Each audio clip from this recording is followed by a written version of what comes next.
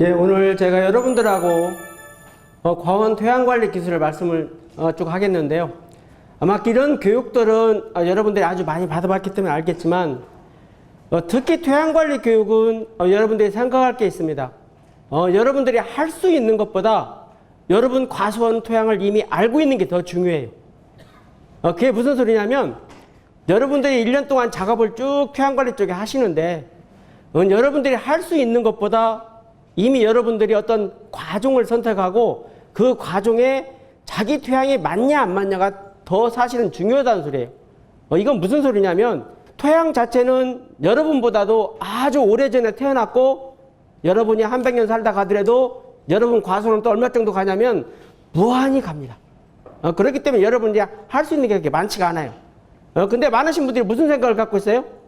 내 땅이니까 내 마음대로 할 수 있다고 생각해요. 근데 여러분들이 생각해 보세요.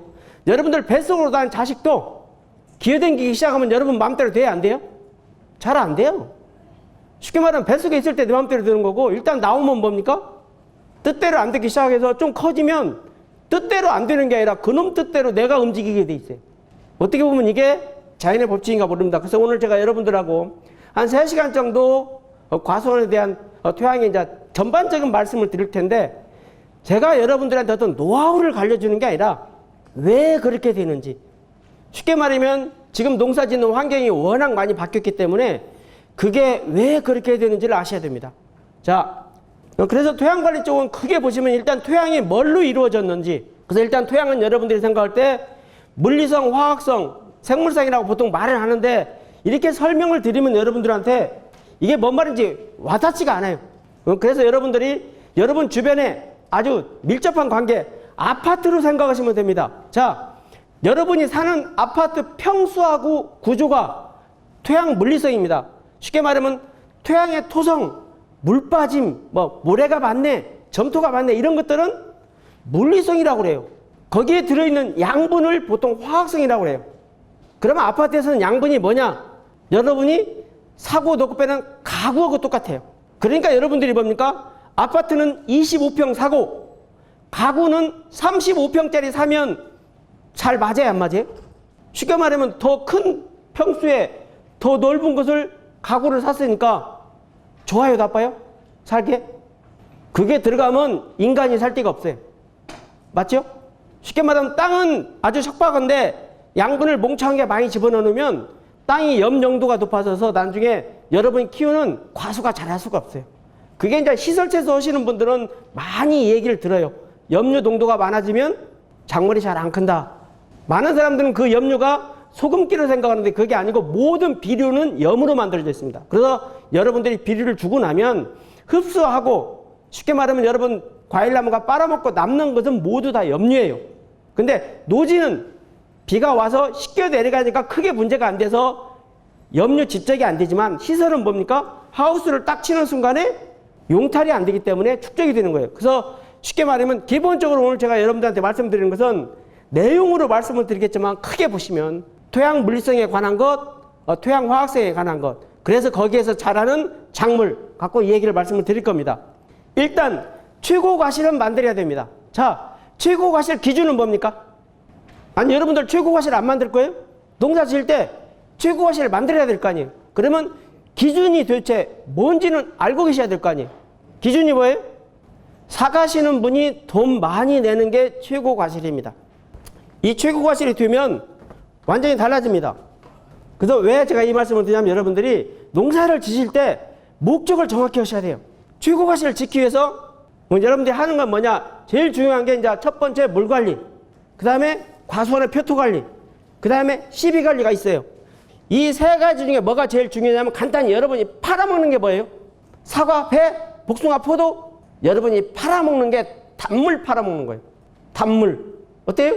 사과 당도 15도, 나머지 거의 80 몇 프로는 다 뭐예요?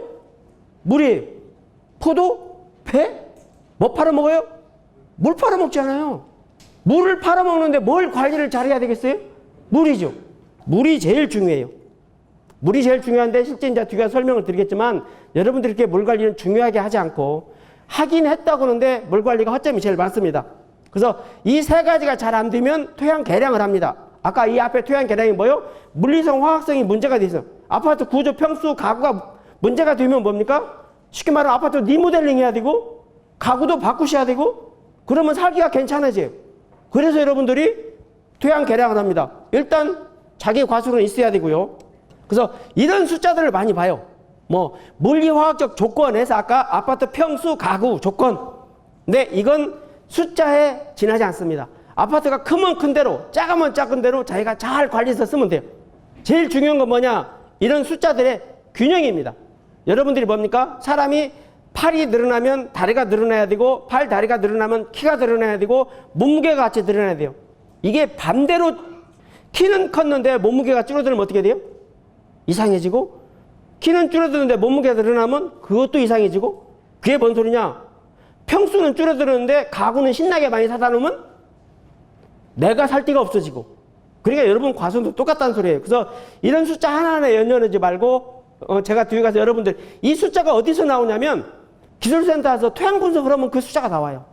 근데 그걸 갖고 여러분 맘대로 과다, 부족, 적정 이 얘기를 해요. 근데 나중에 그 얘기는 해드리겠습니다.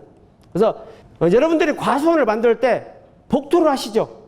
경우에 따라서 복토를 하시는데 복토하면 땅이 좋아집니까? 나빠집니까? 거의 다 나빠집니다. 근데 여러분들은 거의 다 좋아진다고 생각해요. 쉽게 말하면 복토하는 것은 기본적으로 뭡니까? 땅이 안 좋아진다고 생각하시면 되고 복토하는 땅들이 흙이 다 달라요. 차가 들어올 때마다 덤프차 흙마다 다 달라져요. 그러면 어떻게 돼요? 가지각색이면 관리가 안 돼요, 나중에. 근데 여러분들은 뭡니까? 한번 쫙 밀었으니까 똑같다고 생각해요. 전만의 말씀. 한 집에 살 때 김씨, 씨, 박씨 다 살면 뭡니까? 엄청나게 복잡해. 쉽지 않아요. 똑같습니다. 이런 포장 조성할 때 어떠신 분들이 뭐냐면 유분관을 땅에다 붓고 양쪽으로 딱 뽑아놔요. 제가 잘했다고 할 것 같아요? 열심히 돈 썼다고 할 것 같아요? 예, 열심히 신나게 돈 썼습니다. 이거 헛지던 거예요. 아무 의미 없어요. 암거관 자체가 경사가 없으면 물이 빠져요, 안 빠져요? 빠질 수가 없어요. 이거 물이 어떻게 빠져요? 물 잡은 거예요. 더군다나 수평 잡아놓고 저렇게 하면 뭡니까? 기분만 좋고 지금 뺨 맞고 있는지를 전혀 모르는 겁니다. 누가 이거 하라고 그랬어요? 여러분들이 일할 때 어떤 때 제일 힘이 들어가냐면 돈이 들어가야 힘이 들어가요. 근데 여러분들이 왜 농사짓냐면 돈 벌려고 농사지어요. 제일 중요한 건 뭡니까? 돈 안 쓰고 농사짓는 놈이 제일 똑똑한 놈이에요. 근데 여러분들은 무슨 생각을 갖고 있어요? 돈 안 쓰면 일 같지 않다고 생각해요. 학원 안 가면 공부 못 한다고 생각해요? 학원 안 가도 공부 1등 하는 놈, 학원 10개 가도 공부 안 되는 놈이 있어요. 학원 안 가고 공부 잘하는 놈이 제일 효율적입니다. 그래서 여러분들이 열심히 일을 하시는데 열심히 일하는 게 아니라 왜 하는지를 한번 생각하세요. 그래서 아까 제가 여러분들한테 노하우를 알려주는 게 아니라 왜 그렇게 되는지.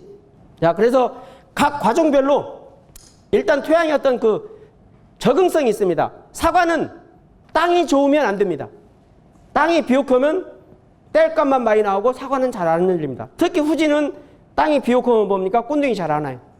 요새 이제 최근에 홍로는 좀 단과실성이기 때문에 꽃눈이 잘 오는데 쉽게 말하면 후지 같은 경우에 비옥한 땅에다 심으면 나무는 엄청나게 잘 커요. 겨울 땔감만 많이 나와요. 착색도 잘 안 돼요. 한번 착과 안 되면 나무가 더 커요. 그러니까 뭐예요? 꽃눈은 더 안 와요. 배는 땅이 좀 비옥해야 됩니다. 복숭아는 큰 특성이 없어요. 그 다음에 포도 같은 경우에는 뭡니까?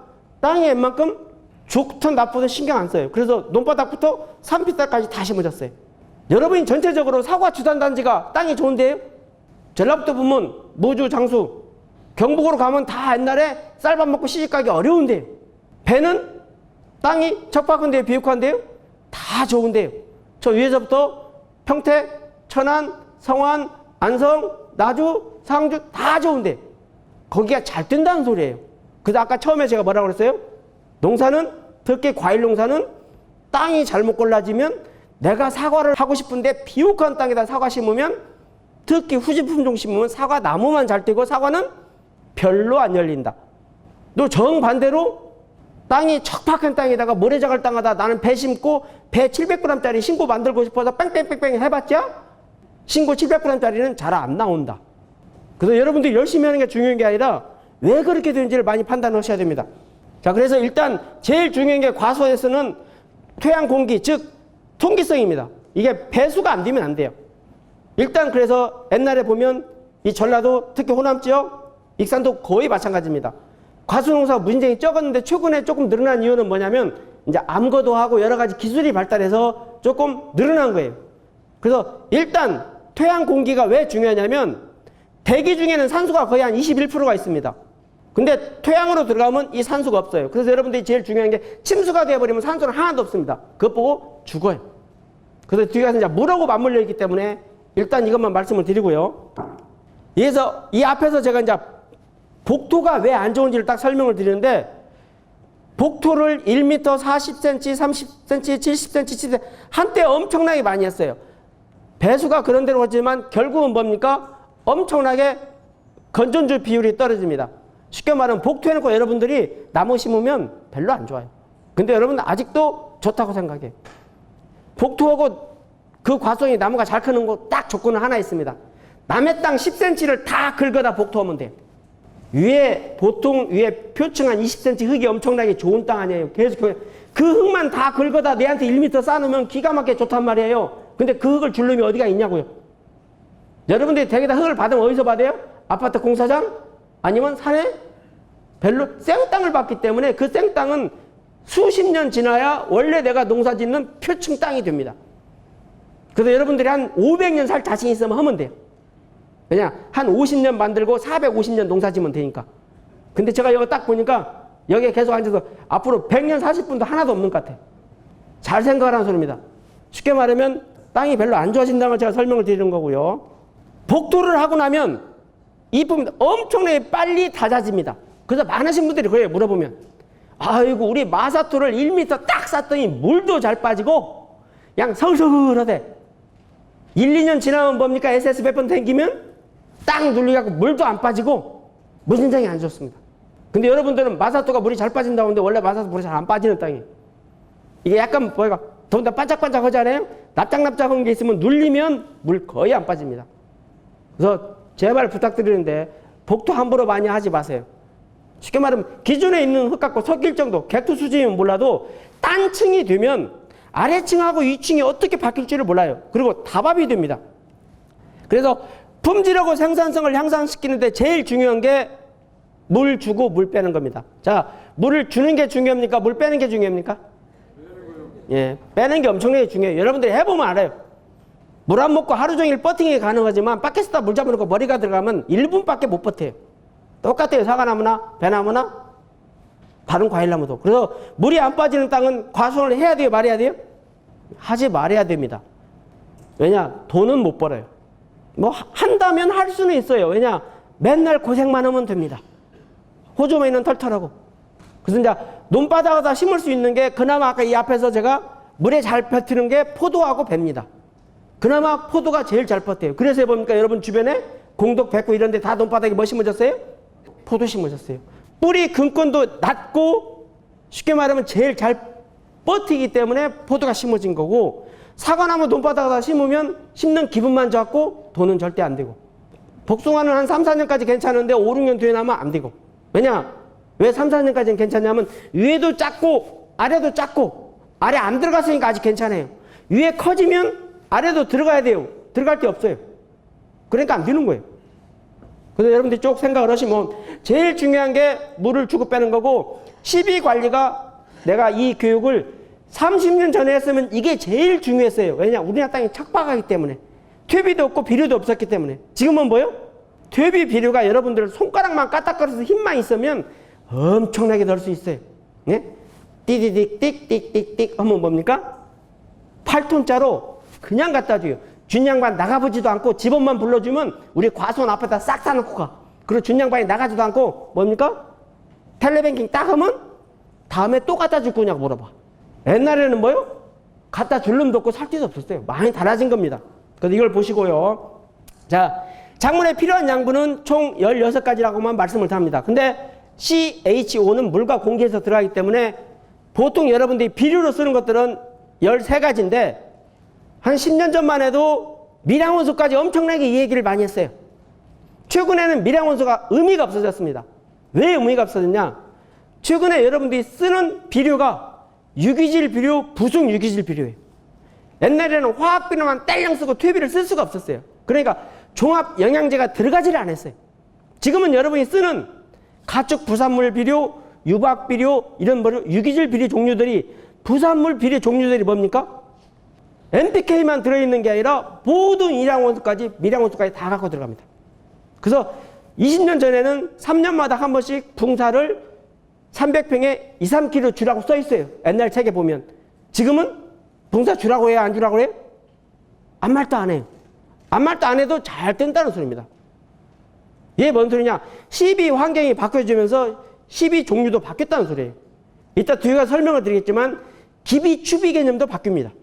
왜 바뀌어야 되냐? 옛날에 화학 비료는 주면 한두 달 가다가 비료균이 떨어지지만 지금 여러분이 쓰는 유기질 비료, 부산물 비료는 뭐예요? 그 비료균이 한두 달 가요? 몇 년씩 갑니다.